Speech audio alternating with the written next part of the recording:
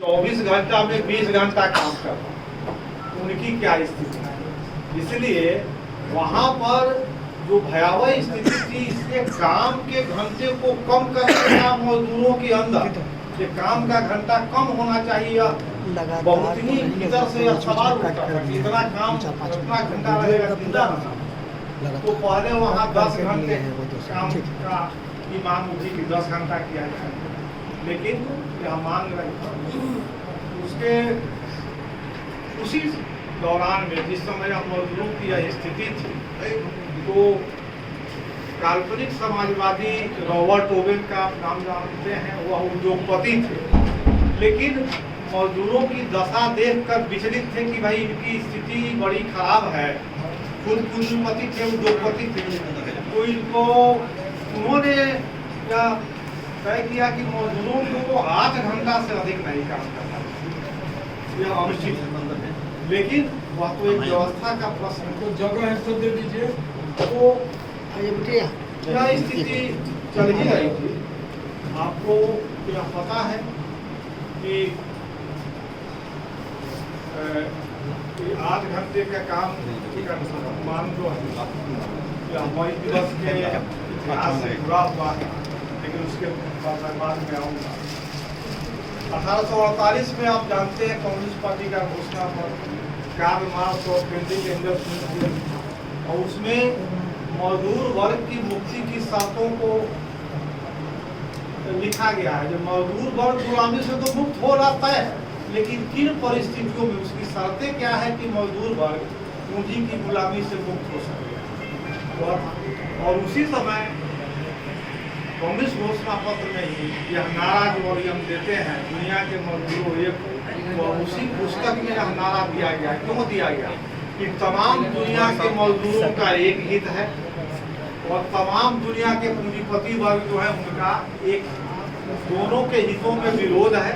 इसलिए दुनिया भर के मजदूर एक होकर लड़ा हुआ पूंजी के खिलाफ, पूंजी की सत्ता के। या उस समय 18 इस बात को याद रखें। और मई दिवस का महत्व भी सर्वहारा अंतर्राष्ट्रवाद के साथ जुड़ा हुआ। 1856 में आपको ऑस्ट्रेलिया में वहाँ के मजदूरों ने भी यह मांग उठाई कि 8 घंटा काम, 8 घंटा मनोरंजन, 8 घंटा आराम। 1864 ईस्वी में कार्ल मार्क्स का नाम आप जानते ही हैं, और कम्युनिस्ट इंटरनेशनल मजदूर अंतर्राष्ट्रीय मजदूर संघ एक बना, ताकि दुनिया भर के जो मजदूर के हितों की रक्षा की जा सके, उनको मुक्ति के रास्ते पर कैसे उनकी मुक्ति संभव है, उसका पूरे देश विश्व के स्तर पर मजदूरों को पथ प्रदर्शन किया जा सके, उनको रास्ता दिखाई जा सके। इसके लिए कार्ल मार्क्स के पहलकदमी पर अंतर्राष्ट्रीय मजदूर संघ, जिसको इंटरनेशनल के नाम से भी जाना जाता है, 1864 ईस्वी। अब 1866 ईस्वी के अगस्त महीने में अमेरिका में 3 यूनियन मिलाकर, 3 यूनियन थे वहाँ मिलाकर एक यूनियन बना, नेशनल लेबर यूनियन। अमेरिका 3 बड़े बड़े यूनियन मिले और नेशनल लेबर यूनियन बना। उसने 1866 ईस्वी के अगस्त महीने में अपना सम्मेलन, पहला सम्मेलन किया, और यह कि इस देश में, अमेरिका के बारे में हम कह रहे हैं कि उन्होंने 8 घंटे की काम की मांग, कानूनी सीमा होना चाहिए, 8 घंटे का कानून रहना चाहिए, ताकि कोई 8 घंटे से अधिक कोई पूंजीपति, उद्योगपति काम न करा। इसकी मांग रखी और इसके लिए संघर्ष करने का दृढ़ संकल्प व्यक्त किया। तो उनका जो सम्मेलन हुआ नेशनल लेबर यूनियन का 1866 के अगस्त में, उसके अध्यक्ष थे विलियम एच सिल्विस, अमेरिकी मजदूर नेता थे। उनके स्थापना सम्मेलन में कहा गया कि इस देश के श्रमिकों को पूंजीवादी गुलामी से मुक्त करने के लिए वर्तमान समय की पहली और सबसे बड़ी जरूरत यह है कि अमेरिका के सभी राज्यों में 8 घंटे के कार्य दिवस को सामान्य बनाने का कानून पास कराया जाए। जब तक यह लक्ष्य पूरा नहीं होता तब तक हम अपनी पूरी शक्ति से संघर्ष करने के लिए प्रतिबद्ध हैं। यह नेशनल लेबर यूनियन के सम्मेलन में अमेरिका में और 1866 के अगले ही महीने सितंबर महीने में जो इंटरनेशनल बना था उसने जेनेवा में उसका कांग्रेस हुआ और उसमें कार्ल मार्क्स ने कहा कि जब तक 8 घंटे की कानूनी सीमा नहीं होती है तब तक मजदूरों के बेहतरी और मुक्ति की बात बेमानी होगी। जेनेवा कांग्रेस में कहा गया, उसका उदाहरण मैं पढ़ देता हूँ। काम के दिन की वैध सीमा तय करना एक प्राथमिक शर्त है जिसके बिना मजदूर वर्ग की स्थिति में सुधार या उसकी मुक्ति का कोई भी प्रयास सफल नहीं हो सकता। तो इस बात को रेखांकित किया गया कि 8 घंटे का काम की मांग और उसके लिए कानून की मांग मजदूर वर्ग के बेहतरी के लिए ही नहीं, उसके गुलामी से मुक्ति के लिए भी रास्ता साफ करेगा। अगर यह नहीं हो रहा है, अगर 16 घंटे काम करना पड़ रहा है, कहीं कहीं 20 घंटे, तो आप मजदूर आकर काम करके आएंगे, सोएंगे, फिर दूसरे दिन पूंजीपति के लिए काम कर देंगे। अपने बारे में सोचने का कोई समय भी नहीं है, अपनी दुर्गति पर भी सोचने का समय नहीं है कि यह क्यों है, क्या किया जाए। आपस में 2 मजदूर बात भी नहीं कर सकते, संगठन बनाकर बात नहीं कर सकते कि कैसे क्या किया जाए, लड़ाई कैसे। तो इसीलिए 8 घंटे की कानूनी सीमा की जो मांग थी को मार्क्स ने इतना महत्व दिया कि इसके बिना आप आगे का रास्ता में रुकावटें हैं। इसलिए पहले यह मांग अगर हासिल कर ली जाती है तो हमें मुक्ति के पथ पर बढ़ने में आसानी है। 1866 की बात है और उसमें कहा गया, जेनेवा कांग्रेस में कहा गया, चूंकि कार्य दिवस की सीमाएं अमेरिका के पूरे मजदूरों के लिए की गई, जो नेशनल लेबर यूनियन से मांग की थी वह किसी एक यूनियन या किसी एक फैक्ट्री के लिए, अमेरिका के पूरे मजदूरों के लिए 8 घंटे कानून की सीमा की मांग। तो इसलिए जेनेवा कांग्रेस में, कांग्रेस इंटरनेशनल के कांग्रेस में यह कहा गया कि अब इस मांग को पूरी दुनिया के मजदूरों के लिए मंच का काम करना चाहिए, एक रास्ते का काम करना चाहिए कि पूरी दुनिया में, सिर्फ अमेरिका भर के मजदूरों के लिए, पूरी दुनिया भर के मजदूरों के लिए 8 घंटे की कानूनी सीमा, 8 घंटे का कार्य दिवस का कानून बने, इसको हमें चलाना चाहिए।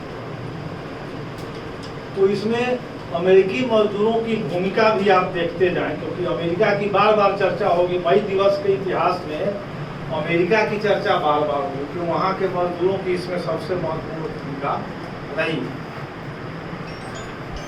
1869 ईस्वी में फिर जो है इंटरनेशनल जो बना था पूरे दुनिया के मजदूरों को पथ प्रदर्शन के लिए, उसने नेशनल लेबर यूनियन को प्रस्ताव दिया कि आप इस इंटरनेशनल का अंग बन जाइए, और नेशनल लेबर यूनियन ने इसे स्वीकार कर लिया कि हम इसका अंग बनेंगे।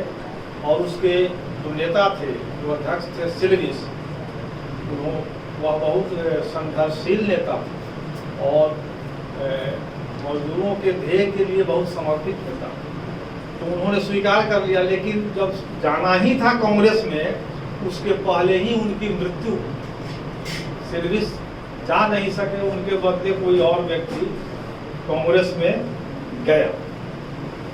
तो लेकिन सिल्विस की मृत्यु के बाद नेशनल लेबर यूनियन सही रास्ते पर नहीं चल सका। एक नेता की भूमिका क्या होती है? अगर एक सही योद्धा है, मजदूर वर्ग को सही रास्ते पर लिए चल रहा है, तो वह नेतृत्व है और मजदूर वर्ग बढ़ता रहेगा। अगर उसमें नेतृत्व ठीक नहीं है, अगर वह उसको रास्ते की खुद जानकारी नहीं है, तो पथ भटक सकता है। तो वह इस लेबर नेशनल लेबर यूनियन का भी आगे वह रास्ता नहीं रहा जिस समय सिविलिस के समय। इसी बीच जो है, अब तो नेशनल लेबर यूनियन का महत्व कम हो गया, लेकिन इसी बीच अमेरिकी श्रम संघ शिकागो में, जो अमेरिका का बहुत ही औद्योगिक बड़ा केंद्र था, शिकागो में ही अमेरिकी श्रम संघ एक संगठन बना था। इसी बीच जब यह समाप्त हुआ, और उसने 7 अक्टूबर 1884 को अपना चौथा सम्मेलन किया, अमेरिकी श्रम संघ, और उसमें उसने प्रस्ताव पारित किया। चौथे सम्मेलन में अमेरिकी श्रम संघ ने कहा कि यह सम्मेलन यह तय करता है कि 1 मई 1886 से 8 घंटे का कार्य दिवस वैध कार्य दिवस होगा, और हम मजदूर संगठनों से आग्रह करते हैं कि वे अपने अधिकार क्षेत्र के अनुसार अपने नियमों को ऐसे निर्धारित करें कि वे इस प्रस्ताव के अनुकूल हों। मैंने तमाम संगठनों से कहा कि अपने से यह ऐलान किया कि अब कानूनी सीमा 1 मई 1886 से माना जाए। अभी पूंजीपति वर्ग और उसकी सरकार से इजाज़त नहीं है, लेकिन अमेरिकी श्रम संघ ने अपने से मजदूरों के भीतर अपने तमाम संगठनों से कहा कि सारे लोग इस बात को दर्ज करें कि 1 मई 1886 से 8 घंटा ही काम किया जाए। तो फिर इस बात को 1884 में वो कहते हैं कि 2 साल का आगे का कार्यक्रम था, 1 मई 1886 से हम करें। फिर अमेरिकी श्रम संघ ने अपने 1885 के सम्मेलन में इस बात को दोहराया कि जो उसने 1884 में फैसला लिया था, और फिर यह संकल्प लिया कि 1 मई 1886 को हड़ताल पर चले जाएंगे। अगर 8 घंटे का कानून नहीं न पूंजीपति वर्ग मानता है न उसकी सरकार अगर मानती है, तो 1 मई 1886 को हम लोग हड़ताल करें। और इस बात को 1885 में फिर तय। इस बीच एक और मजदूर, कई यूनियनों का, कई मजदूरों के संगठनों का संघ था, नाइट्स ऑफ लेबर, अमेरिका में। या इसके 7 लाख तक सदस्य थे, बहुत बड़ा मजदूरों का संगठन था, अमेरिकी श्रम संघ से बड़ा था। तो अमेरिकी श्रम संघ ने देखा कि यह इतना बड़ा काम है, पूंजीपति वर्ग को झुकाना, सरकार को झुकाना कि 8 घंटे का कानून बनाओ काम का, 8 घंटा से कोई अधिक काम नहीं करा सकते। तो इसलिए उसने तमाम मजदूर यूनियनों से भी और नाइट्स ऑफ लेबर से भी सहयोग की अपील की कि आप सारे लोग इस काम में अगर मिलकर सहयोग करें तब इस हम महान कार्य पर सफलता हासिल कर सकते। लेकिन नाइट्स ऑफ लेबर का जो नेतृत्व था, जो उसके नेता लोग थे, वह उसमें जो सबसे बड़े उनके नेता थे टेरेंस पाउडरली, वह अपने जो उनसे जुड़े यूनियन थे उनको कहते थे कि हड़ताल पर जाने की जरूरत है, वह मजदूरों को विमुख करते। जबकि अमेरिकी श्रम संघ कह रहा था कि सहयोग कीजिए, उसने बात मान ली थी और एक संयुक्त मोर्चा भी बना था। और संयुक्त मोर्चा बना था 8 घंटा एसोसिएशन, एक संयुक्त मोर्चा बना था जिसमें अमेरिकी श्रम संघ, आपको नाइट्स ऑफ लेबर और भी कुछ वामपंथी कई यूनियन मिलकर इसका तैयारी के सिलसिले में कि 1 मई 1886 को जोरदार हड़ताल करनी है, प्रदर्शन करना है, इसी के तैयारी के सिलसिले में आपको 8 घंटा एसोसिएशन नाम का एक संगठन। लेकिन ऊपर से तो यह शामिल था नाइट्स ऑफ लेबर, लेकिन भीतर से वह कहता था कि इसमें शामिल होने की बात नहीं, माने वह पूरी तरह अपने जोशो खरोश के साथ इसमें शामिल था। फिर भी उस मजदूरों के साथ उसके नेतृत्व का विश्वासघात के बाद भी यह तय था कि 1 मई 1886 को हड़ताल होगी। 1 मई को तैयारी पूंजीपति वर्ग को भी पता था कि हड़ताल होने जा रही है, तो पूंजीपति वर्ग का अखबार जो होता है उसकी बात का हिमायत करता है और मजदूरों पर प्रहार करता है। तो जो ही 1 मई आया तो उसके सुबह सुबह जो अखबार निकला, उसका एक शिकागो मेल अखबार था, उसमें निकला अल्बर्ट पार्सन मजदूर नेता थे और अगस्त स्पाइस भी मजदूर नेता थे। उसने अखबार में हेडिंग में लिखा कि शिकागो में 2 खतरनाक हत्यारे अब अव्यवस्था फैलाने के लिए शहर में घूम रहे हैं। अखबार में इसने अल्बर्ट पार्सन्स के बारे में और अगस्त स्पाइस की यह 2 खतरनाक हत्यारे हैं अव्यवस्था फैलाने के साथ, पूंजीपति वर्ग की अखबार में। लेकिन अल्बर्ट पार्सन्स के नेतृत्व में पूरे बहुत विशाल जुलूस निकला, शिकागो शहर में ही नहीं अमेरिका के कई शहरों में, और पूरे अमेरिका के शहरों में उस समय समझिए का संख्या जो बताई जाती है 5 लाख मजदूरों ने इस जुलूस प्रदर्शन हड़ताल, और यहीं के साथ मई दिवस का इतिहास शुरू होता, और यहीं से इतिहास यह बनता है कि पहली बार 8 घंटे के कार्य दिवस को कानून के रूप में मनवाने के लिए एक पूरे देश के स्तर पर मजदूरों ने आंदोलन किया। इसके पहले पूरे देश के स्तर पर कहीं 8 घंटे के काम को लेकर आंदोलन नहीं हुआ, हड़ताल हुई। तो पूरे देश के स्तर पर पहली बार यह हड़ताल हुई, और इस मायने में इसका एक ऐतिहासिक महत्व है। यहीं से इतिहास इसका शुरू।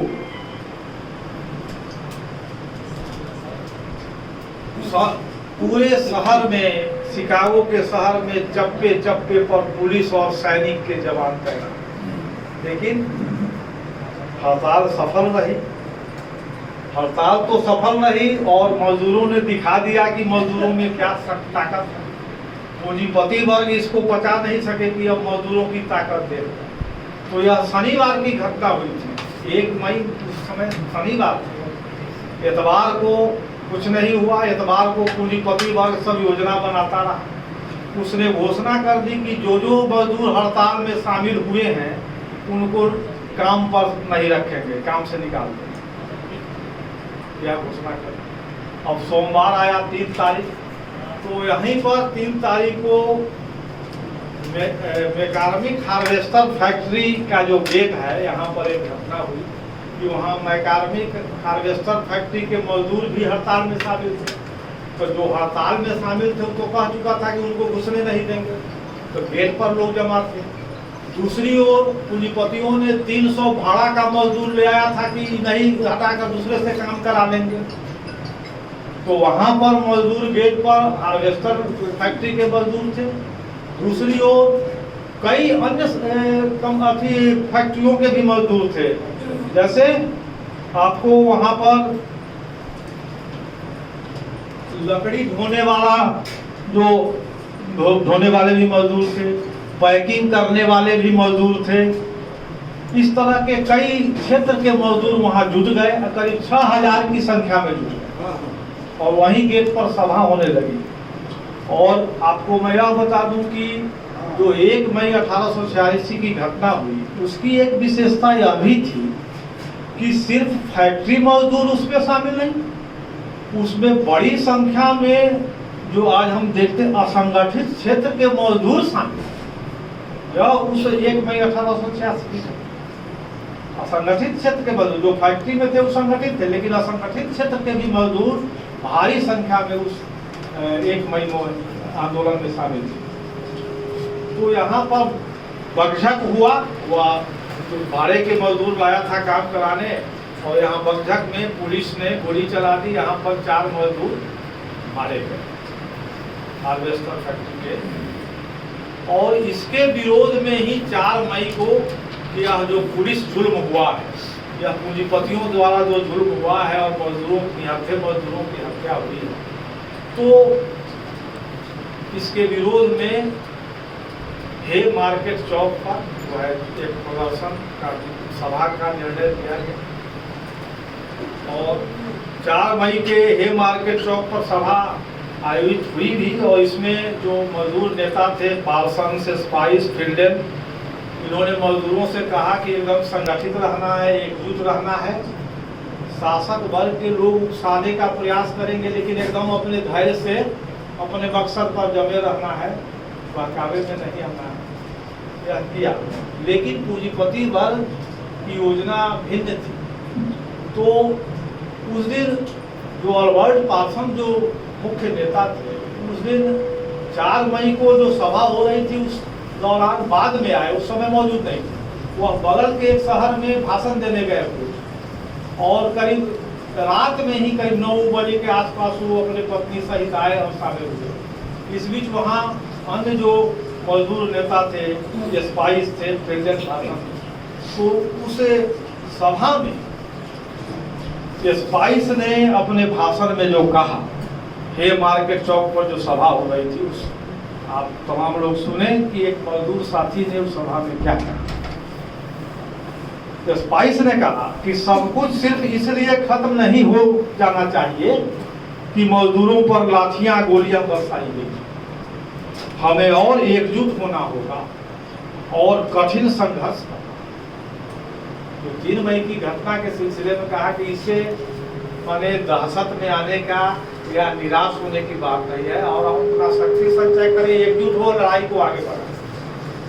और रात 10 बजे करीब वर्षा शुरू हो गई, और जो अंतिम वक्ता थे फिल्डन थे, और फिल्डन का भाषण चल रहा था और वर्षा भी हो रही थी। उसी समय जो 100-200 के आसपास हथियारबंद पुलिस वहां पर पहुंची थी। जब भाषण समाप्ति होने वाला, फिल्डन ने भाषण जो बोल रहे थे, वह कह रहे थे कि धनिकों का कानून गरीबों का नहीं, धनिकों की अदालतें गरीबों की। यह जो अदालत है, यह कानून है, सब शासक पूंजीपति वर्ग का है, और हमारे लिए तो हमारे दल ये दमन का है। तो उसी समय पुलिस आई और उसने तितर बितर होने का कहा कि भाई भागिए, और जो भगदड़ मची, इसी में किसी ने बम फेंका, जिसमें 4 मजदूर भी मरे, 7 पुलिसकर्मी भी मरे। और किसने बम फेंका यह बात कभी पता नहीं चलता। जैसे यहाँ पर देखते हैं कि जेएनयू में किसने बोला, यह आज तक पता नहीं चलता है, क्योंकि शासक वर्ग का ही किया हुआ काम था। तो इसीलिए वहाँ भी पूंजीपति वर्ग ने इस घटना को अंजाम दिया था, इसलिए पकड़ता को इसका पता ही नहीं चलता। लेकिन इस आधार पर पुलिस ने गोलीबारी की, बहुत लोग घायल, हजारों लोग घायल हुए, और कुल वहाँ 10 मजदूर मरे।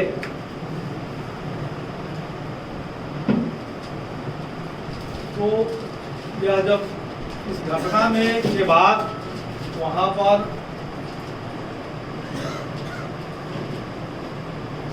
अल्बर्ट पार्सन के बारे में, आप वो तो प्रिंटिंग प्रेस मजदूर थे, और वह अंग्रेजी साप्ताहिक अखबार भी एक निकालते थे, जिसका नाम अलार्म था, और प्रिंटिंग प्रेस में वह टाइप सेट करने का काम करते थे। तो वहां पर जब यह घटना हुई, तो घटना के बाद अगस्त 27 जो फर्नीचर कारीगर थे, सैमुअल फिल्डन जो ढुलाई मजदूर थे, फिशर जो प्रिंटिंग प्रेस मजदूर थे, जॉर्ज एंजिल जो खिलौना बेच रहे थे, मजदूर नेता थे लेकिन खिलौना बेचकर अपना काम था, लुइस लिंग जो कारपेंटर थे, और माइकल स्वाब जो बुक बाइंडर थे, और आस्कर नीबे जो खमीर की दुकान थी, उसमें उनका अपना कुछ हिस्सा भी थे या काम भी कर रहे थे, छोटी मोटी दुकान या मजदूर नेता। ये सारे लोग गिरफ्तार कर दिए गए।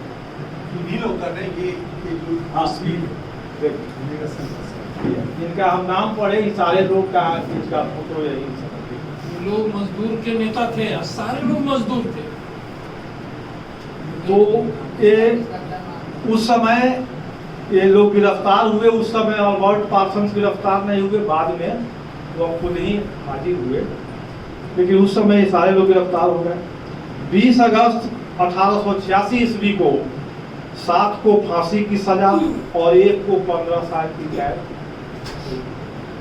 कोई आरोप सिद्ध नहीं हुआ, कोई आरोप नहीं सिद्ध हुआ। और 11 नवंबर 1887 को Albert Parsons, Augustus Spies, Fischer और एंजिल को फांसी की सजा फांसी दे दी गई। 4 मजदूर साथियों, मजदूर नेताओं को फांसी दे दी गई। शव यात्रा में 6 लाख लोग शामिल हुए मजदूर साथी। लेकिन यह कैसा षड्यंत्र था पूंजीपति वर्ग और उसकी सरकार की, जब घटना हो गई, न बम फेंकने वाला पकड़ाया जो कोर्ट में कहा है, न आरोप सिद्ध हुए। 6 साल के बाद जब फांसी हो गई, तब गवर्नर जॉन एल्टजेल्ड, अमेरिकी जो गवर्नर था, उसने कहा जब फांसी हो गई तब कि उनके खिलाफ ज्यादातर सबूत फर्जी थे, माने नकली थे, झूठा आरोप लगाया गया था और मुकदमा एक नाटक था। इस नाटक में करके फांसी दे देना। 6 साल के बाद दूसरे कोई आरोप भाषण दे रहे थे, अपनी बात का।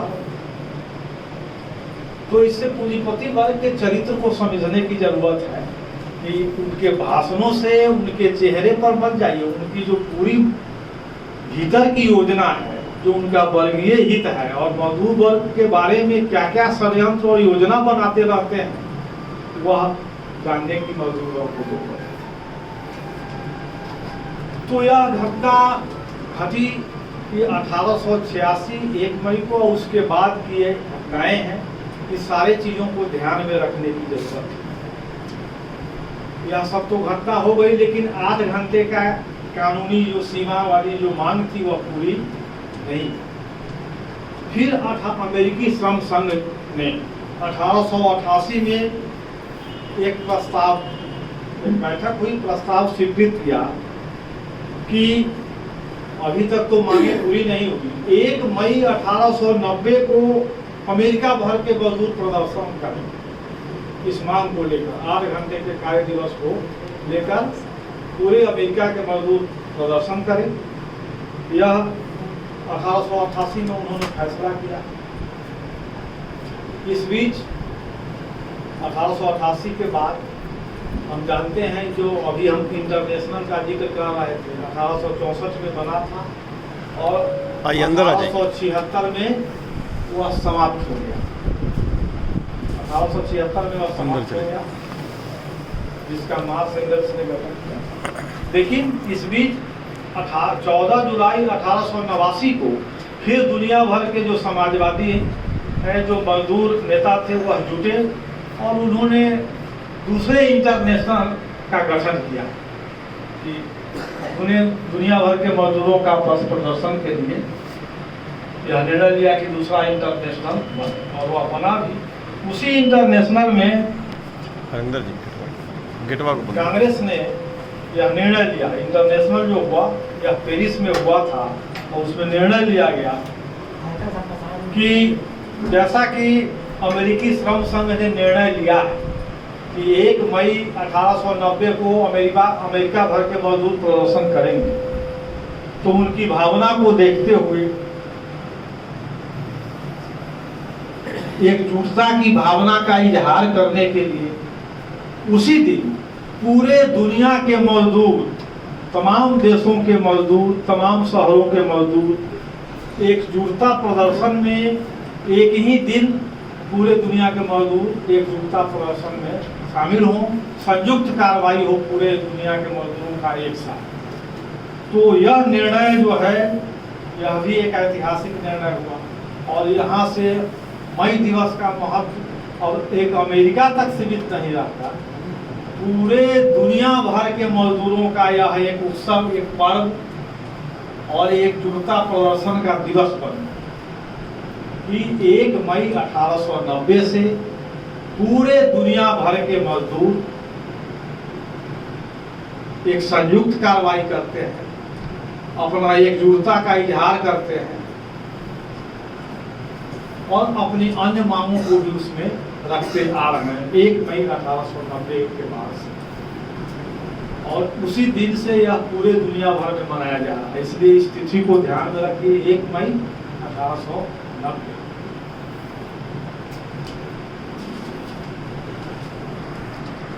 1891 ईस्वी में फिर इंटरनेशनल की जो कांग्रेस हुई ब्रुसेल्स में, उसमें यह कहा गया कि ठीक है, हम लोग मई दिवस मना रहे हैं, अंतर्राष्ट्रीय जो संयुक्त कार्रवाई कर रहे हैं, उसमें 8 घंटे का काम की तो मांग है ही, उसके साथ साथ ये दुनिया भर के जो विभिन्न राष्ट्रीयताएं हैं, जो राष्ट्र हैं, उनके बीच जो पूंजीपति वर्ग द्वेष फैलाता है, जबकि तमाम राष्ट्रों के मजदूरों का एक हित है, तो यह राष्ट्रों के बीच जो द्वेष फैला रहा है पूंजीपति वर्ग, इसका मतलब मजदूरों के बीच द्वेष इसमें माध्यम से फैलाता है।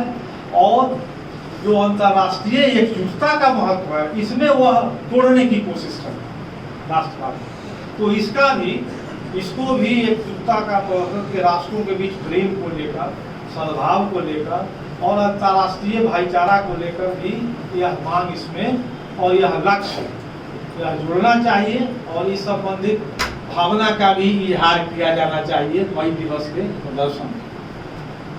फिर 1893 में ज्यूरिख में कांग्रेस होता है इंटरनेशनल का, अंतर्राष्ट्रीय मजदूर संघ का, और इसमें एक ही बहुत ही ऐतिहासिक निर्णय हुआ, जिसके बाद मई दिवस का महत्व और भी बढ़ गया। उसमें निर्णय लिया गया कि 8 घंटे की कानूनी सीमा की मांग के साथ साथ 1 मई का जो प्रदर्शन होगा वह सामाजिक परिवर्तन, सामाजिक क्रांति करके जो वर्गों में बटा समाज है, एक वर्गविहीन समाज बनाना, एक समाजवादी समाज बनाने का भी हमारा एक संकल्प इस दिन अभिव्यक्त होना चाहिए कि हम पूंजीवाद की गुलामी से मुक्त होंगे। हम इस गुलामी को इनकार करते हैं और हम इसके गुलामी की जंजीरों को तोड़ने का हम अपना इजहार करेंगे, अपनी एकजुटता प्रदर्शित करेंगे, इस संकल्प को दोहराएंगे कि पूंजी की गुलामी से हमें मुक्त होना है। इस 1893 में जो है इंटरनेशनल ने निर्णय लिया कि हमारे मई दिवस के प्रदर्शन में यह होना चाहिए। उसके बाद मई दिवस का जो क्रांतिकारी महत्व है, इसके ऐतिहासिक महत्व में क्रांतिकारी विरासत में यह चीज जुड़ गया कि यह सिर्फ 8 घंटे का कार्य दिवस लागू करने का चीज नहीं रहा, यह पूरे मजदूर वर्ग के मुक्ति का और उस संबंध में अपनी भावना को इजहार करने का और बार बार इस संकल्प को दोहराने का दिन बन गया कि हम पूंजीवादी गुलामी से मुक्त होकर रहेंगे। तो 1893 के बाद तो यह क्रमशः मई दिवस कि जो हम कहते हैं कि क्रांतिकारी विरासत, क्रांतिकारी परंपरा को के झंडा को हमें बनाए रखना है, तो यही है कि मई दिवस 8 घंटे की मांग, काम की मांग से तो शुरू हुआ, लेकिन पूरे पूंजीपति वर्ग के खिलाफ मजदूर वर्ग के एकजुटता प्रदर्शन का, पूंजीवादी गुलामी से मुक्त होने के संकल्प का, उसके प्रदर्शन का, उसकी इच्छा का, जो हम पूंजी की गुलामी को नकारते हैं, इसका भी प्रदर्शन बन गया। तो इस चीज को ध्यान रखना है कि मई दिवस जब ध्यान करें तो हमारे पूरे मजदूर वर्ग की मुक्ति से जुड़ा हुआ यह दिन है और यह होकर रहेगा, इसका भी इजहार करते हैं, आपस में भी एकजुटता का इजहार करते हैं। इसलिए इस दिन को, यह सामान्य दिन नहीं है, बहुत ही महत्वपूर्ण दिन है मजदूर वर्ग के जीवन में। 1896 में, उसके बाद 90 से तो यह बन रहा है। रूस की बात हम जानते हैं, 1896 में लेनिन जो है जेल में थे रूस में, जेल से ही उन्होंने मई दिवस का पर्चा लिखा। उस मई दिवस का पर्चे का भारी मजदूरों में उसका प्रभाव पड़ा और उन्होंने जो मजदूर वर्ग की मुक्ति के लिए संघर्ष करने वाली लीग का जो गठन किया था, उसी की ओर से यह पर्चा बना। इस तरह भिन्न भिन्न देशों में मई दिवस बनता रहा। 1904 में फिर इंटरनेशनल कांग्रेस हुआ एम्स्टर्डम में, और यह आखिरी बार जिसमें मई दिवस को लेकर चर्चाएं हुई, और उसमें यह बात एक महत्वपूर्ण बात कही गई कि मजदूरों के 1 मई के विरोध प्रदर्शन, एकजुटता प्रदर्शन का सबसे अच्छा तरीका काम बंदी है, माने उस दिन काम बंद कर दिया। और उस कांग्रेस में कहा गया कि जहां भी संभव हो मजदूरों को हानि पहुंचाए बिना 1 मई को काम बंद करना। इसलिए काम बंद करना, इसमें 2 मायने हैं कि मजदूर वर्ग उस दिन अपनी शक्ति और एकजुटता का तो इजहार करता ही है, यह भी ऐलान करता है कि आज पूंजीपति वर्ग के लिए काम नहीं करें, तब उसको ताकत का एहसास होता है और पूंजीपति वर्ग को भी एहसास होता है। तो यह 1904 में इंटरनेशनल ने यह निर्णय लिया था कि काम बंद कर दिया जाए, यह सबसे अच्छा है। क्योंकि इसके पहले क्या था, बहुत देशों में मई दिवस लोग काम बंद नहीं कर रहे थे, मजदूरों का एक हिस्सा, और वह मई दिवस के पहले वाला जो रविवार पड़ता था उस दिन मनाते थे। जैसे 1 मई जो के पहले ही 5 दिन पहले रविवार आ गया, उसी दिन मना लिए। 2 दिन पहले रविवार आ गया उसी दिन, क्योंकि उस दिन छुट्टी है। तो इसके पहले कहीं कहीं चल रहा था, तो इसको लेकर इंटरनेशनल ने यह बात कही कि सबसे बेहतर तरीका यही है, जहां संभव हो, जिन जिन देशों की स्थिति अलग है वहां इसको किया जाए। इस बीच आप जानते हैं प्रथम विश्व युद्ध हुआ जो 1914-18 का, उस क्रम में भी 1917 में रूस में क्रांति होती है। तो नवंबर में क्रांति होती है, लेकिन वहाँ मई में एक बहुत बड़ा प्रदर्शन हुआ रूस में, और उसमें क्रांतिकारी तेवर के साथ प्रदर्शन, और उसका असर यह हुआ, तेवर जो है आप नवंबर में देख सकते हैं कि क्या चमत्कार। तो रूस ने, रूसी मजदूरों ने, वहाँ की पार्टी ने मई दिवस का जो संदेश था और मई दिवस का जो संकल्प है उसको साकार करके दिखा दिया। जो पूंजी की गुलामी से मुक्त होना था, तो वहाँ के मजदूरों ने पूंजीपति वर्ग की सत्ता को हटा दिया और मजदूर वर्ग का राज कायम किया और समाजवादी समाज का निर्माण। तो वहाँ के मजदूरों ने किया। तो यही तमाम दुनिया के मजदूरों के लिए यही संदेश है। तो वहाँ आप जानते हैं कि 17 में क्रांति के बाद उस पर विस्तार से जाने की जरूरत नहीं है, सारे लोग जानते हैं कि मजदूरों के राज में क्या चमत्कार हुआ। न बेरोजगारी है, न भूखमरी है, न गरीबी है, न वेश्यावृत्ति है, वह सब चला। और उसके प्रभाव से जो दुनिया की पूंजीवादी सरकारें थी, बहुत जगह 8 घंटा का कानून बनाया, बहुत सारी सुविधाएं दी कि ताकि मजदूर जो है रूस वाला रास्ता न पकड़ ले, यहाँ भी क्रांति करके मजदूरों का राज न कायम कर। और वहाँ पर 1921 में दुनिया में पहली बार रूस के में माने मजदूरों को सम्मान करने का श्रम नायक मजदूर जो थे उनको एक हीरो के रूप में, जो वह हीरो है समाज के, उनको पुरस्कृत करने का मजदूर राज में पहली बार दुनिया में यह प्रचलन शुरू। अपने देश में 1923 में मई दिवस चेन्नई में मनाया गया। वहाँ जो यहाँ की मजदूर किसान पार्टी थी, उसने इसको पहली बार अपने देश में मनाया। कहने का मतलब है कि यह पूरे देश में, पूरे दुनिया के विभिन्न देशों में मई दिवस 1890 के बाद मनाया जाता रहा है। और रूस के मजदूरों ने, कई देश के मजदूरों ने भारी संघर्ष, क्रांतिकारी संघर्ष को आगे बढ़ाया, क्रांति तक कर दी। चीन में हुई क्रांति, कई इस तरह के। तो मजदूरों ने मई दिवस के संदेश को, उसके जो नारे थे, उसके जो संकल्प थे, उसको लेकर आगे बढ़े। अब इसके बाद जब यह स्थिति थी, तो जो पूंजीपति वर्ग था, उसने मजदूरों के एक खास हिस्से को तो कुछ बेहतर जीवन परिस्थिति मुहैया कराया अन्य व्यापक मजदूरों के तुलना में।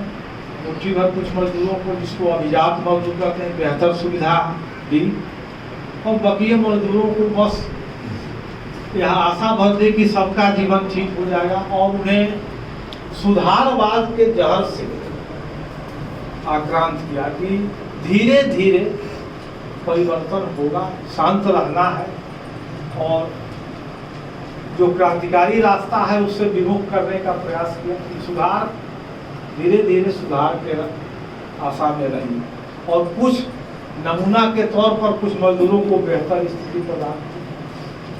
तो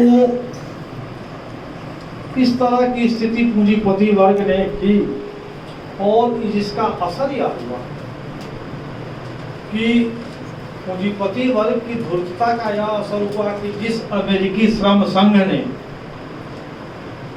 8 घंटे के काम को लागू करने के लिए इतनी लड़ाई लड़ी, 1 मई 1886 की हड़ताल आई इसकी, उसने मजदूर वर्ग के साथ गद्दारी। वह उस समय का आपको 1928 में वहाँ के हूवर जो राष्ट्रपति थे उसके साथ मिलकर 1 मई को बाल स्वास्थ्य दिवस के रूप में मनाने का निर्णय लिया। यही अमेरिकी श्रम संघ। तो यह भी जानना है कि सही रास्ता क्या है, कोई यूनियन गलत है, सही है, क्रांतिकारी रास्ते पर नहीं है, परिवर्तन के रास्ते पर नहीं है, इसको परखना भी है। तो अमेरिकी श्रम संघ ने देखिए क्या अपना जो रिपोर्ट दिया उसमें क्या कहा, सुनिए। राष्ट्रपति ने कांग्रेस द्वारा पारित प्रस्ताव के मुताबिक यह आह्वान करते हुए लोगों से कहा है कि वे अब 1 मई को बाल स्वास्थ्य दिवस के रूप में मनाएं। इसका लक्ष्य यह है कि इस पूरे साल लोगों में बच्चों के स्वास्थ्य की रक्षा के प्रति जागरूकता पैदा की जाए। यह एक सबसे मूल्यवान लक्ष्य। इसके साथ ही अब मई दिवस न ही हड़ताल दिवस के रूप में जाना जाएगा और न ही कम्युनिस्ट दिवस के रूप में। उद्धरण समाप्त होता है। यह अमेरिकी श्रम संघ का यह मजदूरों के साथ जो वह मई दिवस की जो इतनी परंपरा हम लोग पढ़े कि क्या इसका उद्देश्य है और किस संकल्प के साथ यह हर साल मनाया जाता है, पूरी तरह उससे अलग और पूंजीपति वर्ग के साथ मिल गई। 1933 में जर्मनी का, आप हिटलर का नाम जानते हैं, तो वहाँ जब हिटलर आया तो उसने 1 मई दिवस को राष्ट्रीय श्रम उत्सव का नाम। अभी हम लोग पढ़ रहे थे कि अंतर्राष्ट्रीय एकजुटता दिवस है, पूरे विश्व के मजदूर एकजुट होकर अपने संकल्प को प्रदर्शित करते हैं। तो उसने राष्ट्रीय श्रम उत्सव इसको कहा ताकि दुनिया के मजदूरों से यहाँ के मजदूर अलग थलग पड़ जाएं, सिर्फ अपने राष्ट्र का देखें, दुनिया के मजदूरों से कोई नाता नहीं। तो इस तरह कहते उसने मजदूरों का जो अंतरराष्ट्रवाद था उसके विकृत करने का, उस पर प्रहार करते हुए राष्ट्रवाद का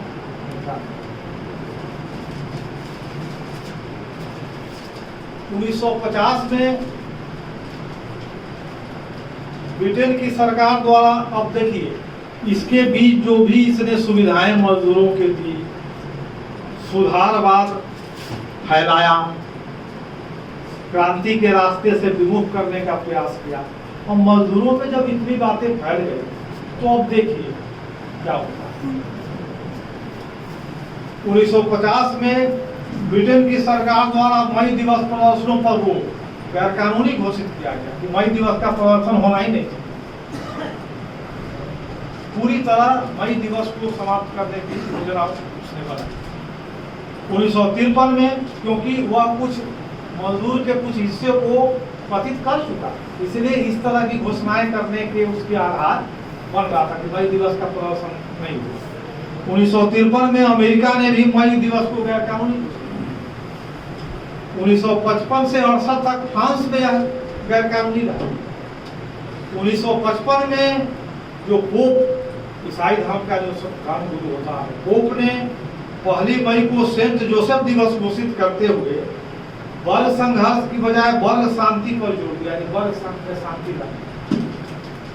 और 1984 में अमेरिकी राष्ट्रपति रीगन ने 1 मई को कानून दिवस घोषित कर दिया, यानी मई दिवस की जो क्रांतिकारी परंपरा, उसका जो महत्व था और मजदूर जिस भावना के साथ उसको मनाते आए हैं, वह उस पर प्रहार किया ताकि वह दिन ही इनके स्मरण में न रहे और क्रांतिकारी परंपरा से, वहाँ के इतिहास से यह हट जाए।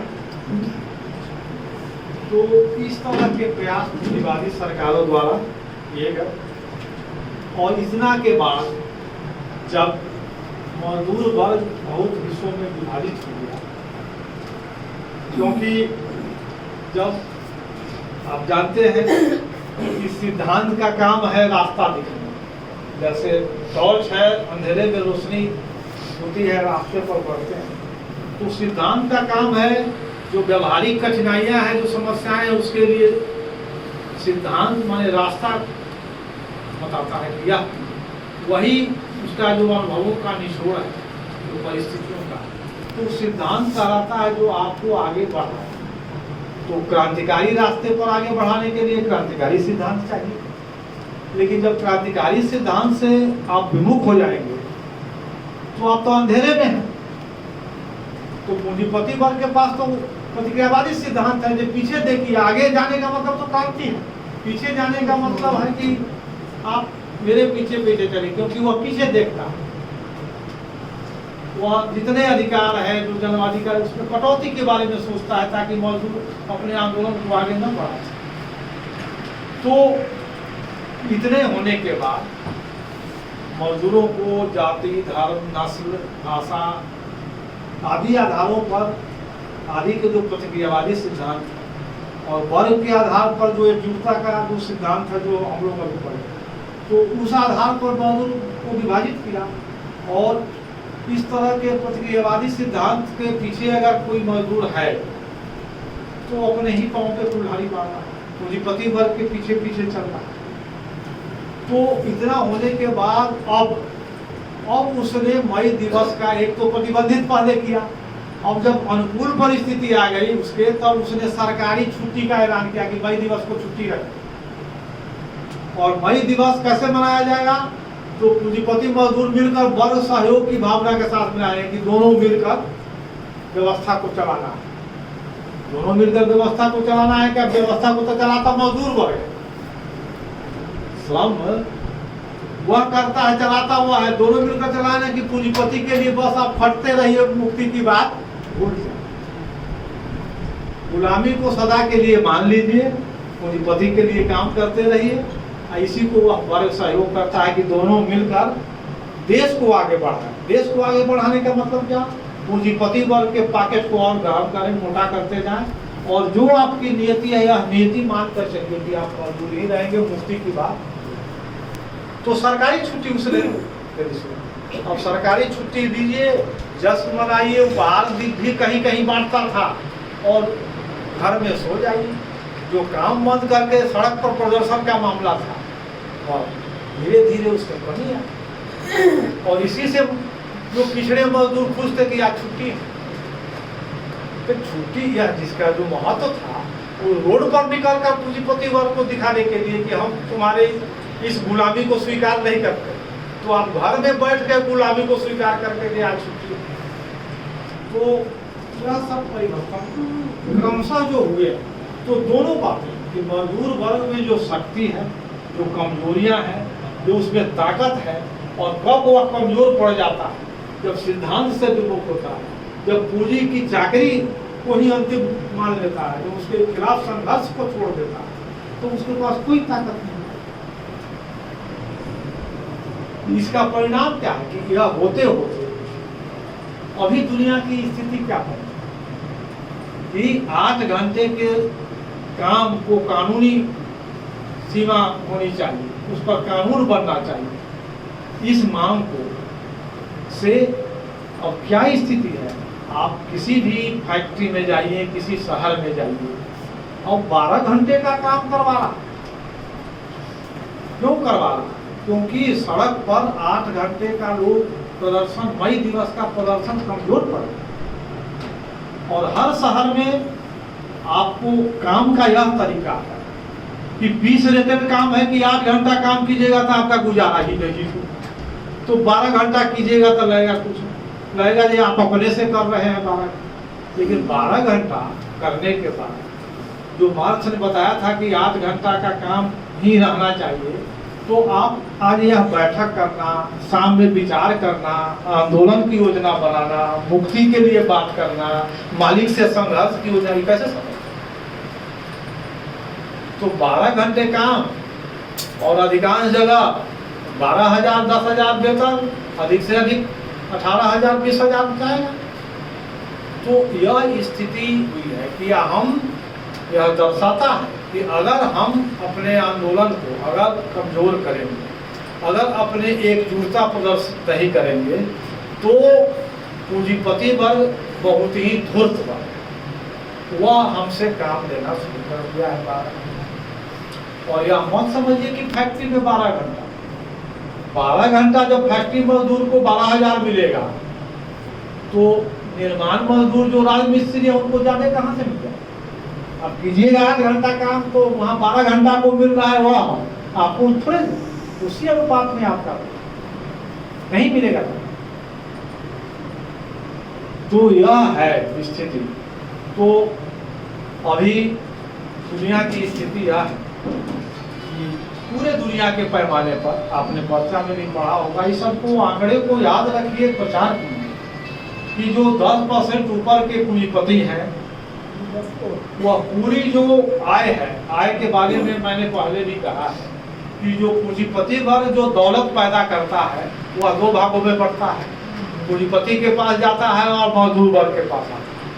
तो जितना वह दौलत पैदा करता है उसमें 10% आदमी के पास 60% दौलत चला जाता है आय।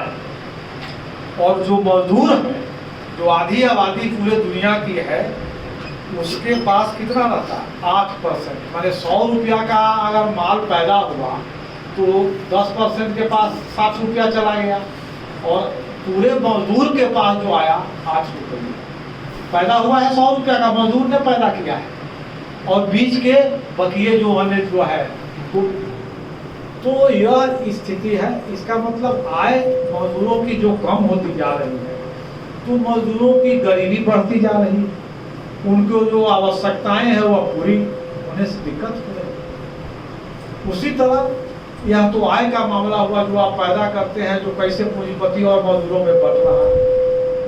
दूसरा जो धन का जोड़ा जाए, इसमें सारी संपत्ति जोड़ लीजिए जो अब तक किसी के पास है, जैसे भी जमा किया हो, तो उसका हालत है कि 10% जो दुनिया के सबसे खरबपति अमीर हैं, उनके पास अगर 100 रुपये का धन दुनिया में है तो 76 रुपया का धन उनके पास। और जो मजदूर वर्ग है पूरे दुनिया का, उसके पास 2 रुपया का धन है पूरे दुनिया में।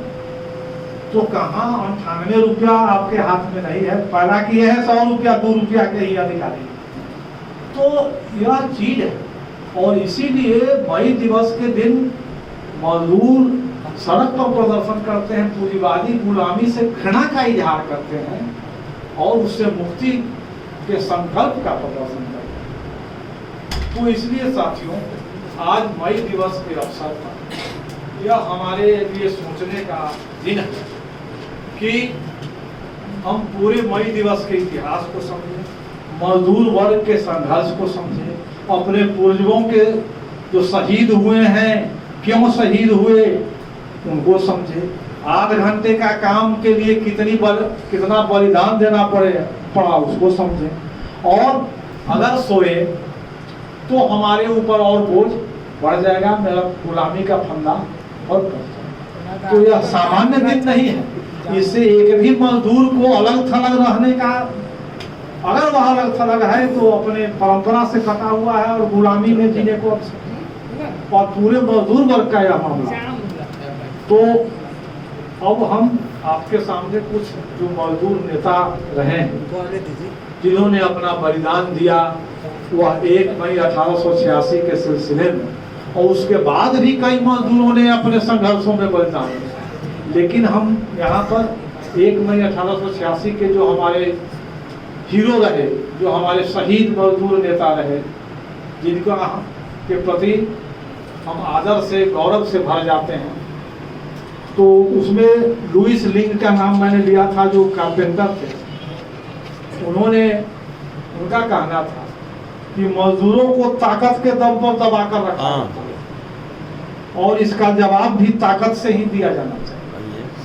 अगर उधर ताकत है, हमारे पास तो संख्या भी है, तो हम तो ताकत तो हो सकती है, लेकिन एकजुट रहता है, इसलिए ताकत से तो जवाब देना पड़ेगा। दूसरी बात, जो अल्बर्ट पार्सन्स जो मजदूर नेता थे, जिनको भी फांसी हुई थी, तो फांसी के पहले उन्होंने अपनी पत्नी को पत्र लिखा। उसमें उन्होंने कहा कि समाजवाद के महान आदर्शों को मैं जहां छोड़े जा रहा हूं, तुम उन्हें और ऊंचा उठाना। यानी समाजवाद के झंडे को लेकर जब तक वह जिंदा रहे उठाया रहे और अपना बलिदान तक दिया, और आगे की पीढ़ी का काम है। पत्नी के माध्यम से वो आगे की पीढ़ी और अन्य मजदूर साथियों को कर रहे हैं, जो आने वाले, जे आप इस झंडे को ऊंचा उठाए। अपने बच्चे को क्या कहा, अपने प्रियजनों के प्रति अपने प्यार को हम उनके लिए जीकर प्रदर्शित करते हैं, और जब आवश्यकता होती है तो उनके लिए मरकर। इसलिए उन शहीदों के प्रति अगर क्रांतिकारी श्रद्धांजलि देनी है तो उनको तो याद रखकर उनके पथ पर लड़ाई के संघर्ष पर बढ़ना है, और जब अपना जान भी देने की जरूरत पड़े, बलिदान की जरूरत पड़े, तो उसके लिए भी तैयार रहना है, अपने बच्चे को करना। तो इसका यह अर्थ निकल रहा है कि आज हम मई दिवस के समारोह में जुटे हुए हैं, तो हमको फिर इस संकल्प को दोहराने की जरूरत है कि जो मई दिवस की क्रांतिकारी परंपरा, जो क्रांतिकारी लक्ष्य है, जो शोषण दमन के तमाम रूपों को मिटाने के लिए हम लड़ाई करते रहेंगे, पूंजीवादी व्यवस्था को हटाकर ही दम लेंगे, तो उस पर बढ़ते रहना। रोज रोज का जो संघर्ष है उसको करते हुए, बल्कि अगर हम अपने क्रांतिकारी लक्ष्य को भुला दें तो रोज रोज का जो संघर्ष है उसमें भी सफल होने की संभावना कम हो जाती है। हमारे क्रांतिकारी संघर्ष, हमारे क्रांतिकारी लक्ष्य को देखकर पूंजीपति वर्ग हमारे लिए कुछ रियायतें देने के लिए बात होता है, यह क्रांतिकारी रास्ते पर बढ़े, नहीं तो रोज रोज के संघर्ष में भी कोई महत्व नहीं देता। इसीलिए हमें रोज रोज के संघर्ष को करते हुए और इस लक्ष्य को कभी नहीं भूलना कि पूंजीवाद को मिटाना है, पूंजी की सत्ता को हटाकर श्रम की सत्ता स्थापित करनी है, और इसके लिए बढ़ना है। हर साल इस बार तो चुनाव है, हम लोग यहाँ मना रहे हैं, सड़क पर पूरे जोरदार ढंग से, जैसे पिछले बार में हम लोगों ने प्रदर्शन किया था, आगे भी करेंगे। और तमाम जो भी मजदूर साथी हैं उनसे अपील करेंगे कि 1 मई को जो है सारे लोग आए और मिलकर एक एकता का इजहार करें। तो इन्हीं शब्दों के साथ और आप तमाम साथियों का क्रांतिकारी अभिनंदन करते हुए और एक फिर आपसे चर्चा करते हुए कि मई दिवस की क्रांतिकारी परंपरा को हमेशा याद रखें। मई दिवस जिंदाबाद, इनकलाब जिंदाबाद, समाजवाद जिंदाबाद। बहुत बहुत धन्यवाद।